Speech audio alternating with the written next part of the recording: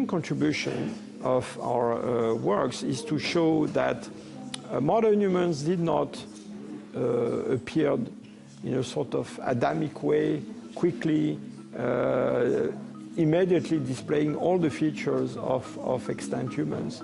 It's a gradual process.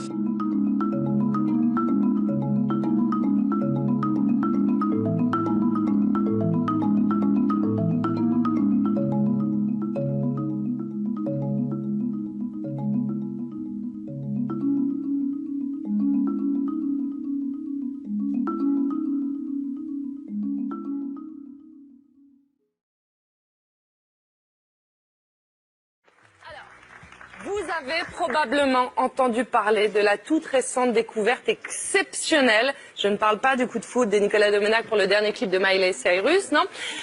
Non, cette découverte est dingue. On pensait que l'Homo sapiens avait 200 000 ans, alors qu'en fait, il aurait 315 000 ans. C'est énorme. Alors je ne sais pas vous, moi, ça m'a foutu un coup de vieux. Et surtout, ce qui nous intéresse, c'est où ça? Où est-ce qu'ils ont trouvé? Eh bien, des chercheurs du Collège de France ont retrouvé des ossements de 3 adultes, un adolescent et un enfant au Maroc. Vous voyez d'ailleurs une animation d'un de ces crânes qui a été retrouvé. Rappelons que le Maroc nous a donné l'écrivain poète Tahar Ben Jelloul, ou encore Jean-Luc Mélenchon, ou encore notre Ariel Wiesman, évidemment. Et ils nous ont donné la chouchouka, une cuisine succulente comme le tagine d'agneau, ou encore la pastilla au poulet, et la pizza 4 fromages. Alors je sais que la pizza est italienne, mais c'est tellement bon que ça pourrait venir du Maroc. Tu vois ce que je veux dire? Bon, cela signifie que nous serions tous marocains. Je suis marocaine, vous êtes marocain, chez vous, vous êtes marocain, tout le monde est marocain. Dora l'exploratrice est marocaine, Donald Trump est marocain, Marine Le Pen est marocaine. Les ossements qui prouvent que nous sommes tous marocains ont été retrouvés à Rabat. Une découverte incroyable, exceptionnelle, et nous en parlions dès hier sur notre antenne, la mise au jour au Maroc des restes d'Homo sapiens datés de 300 000 ans, des ossements qui ressemblent à l'homme d'aujourd'hui et qui bouleversent, en tout cas on va en parler, l'histoire de l'évolution humaine. Notre invité n'est autre que le paléontologue au Collège de France, Jean-Jacques Hublin. On est ravis de vous recevoir car c'est vous qui êtes à l'origine de cette incroyable découverte en tant que directeur de l'équipe internationale qui a mené depuis de nombreuses années maintenant ces recherches au Maroc. Donc vous avez découvert des fossiles appartenant à 5 individus datant d'environ 315 000 ans. C'est ça. Il est important de souligner quand même que c'est un travail d'équipe et que c'est un partenariat entre le Maroc et mon institution de recherche principale qui est la société Max Planck. Et donc je veux absolument que mon co-directeur, le professeur Benser, soit aussi associé à cette découverte. Oui, c'est quelque chose d'assez exceptionnel car pour cette période de temps pendant lesquels notre espèce, Homo sapiens, a émergé, on a en fait fort peu de documents sur le continent africain, qui est le continent qui a donné naissance à notre espèce. Nous sommes tous des Africains, nous sommes tous sortis d'Afrique, ou du moins nos ancêtres sont sortis d'Afrique.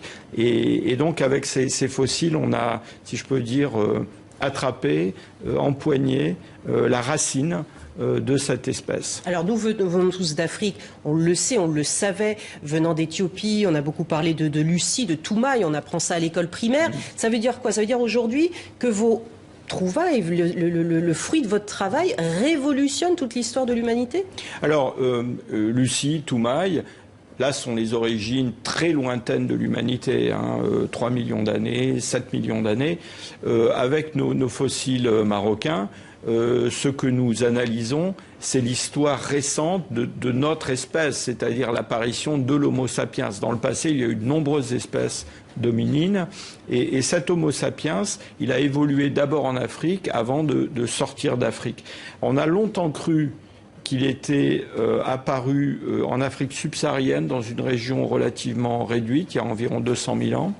Et ce que ces découvertes montrent, eh bien, c'est que son histoire est beaucoup plus ancienne et que c'est probablement en fait l'ensemble du continent africain qui est ce jardin d'Éden où est apparu l'ancêtre de l'homme moderne. En gros, et on l'a beaucoup lu dans la presse dès hier, hein, je crois que vos recherches ont fait 2600, donné lieu à 2600 articles. Vous avez fait la une du New York Times également. Quand je dis vous, c'est plutôt la mandibule avant la reconstruction. On le voit ici à l'antenne. En gros, c'est quoi? On a pris un coup de vieux de 100 000 ans, c'est ça?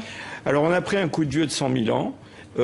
Et surtout, on comprend de façon nouvelle et différente la façon dont notre espèce est apparue. Ce qui est tout à fait remarquable avec ces fossiles marocains. Je vous ai apporté ici une copie d'un des fossiles principaux, cette fameuse mandibule. Ce qui est remarquable, c'est que ces hommes ont déjà des caractères qui sont les caractères des hommes d'aujourd'hui.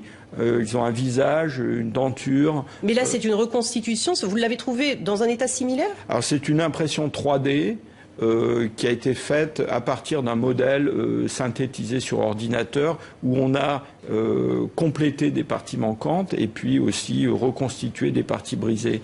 Et donc, oui, ces gens sont des gens, hein, ne sont pas juste des os, avaient des caractères très proches de nous.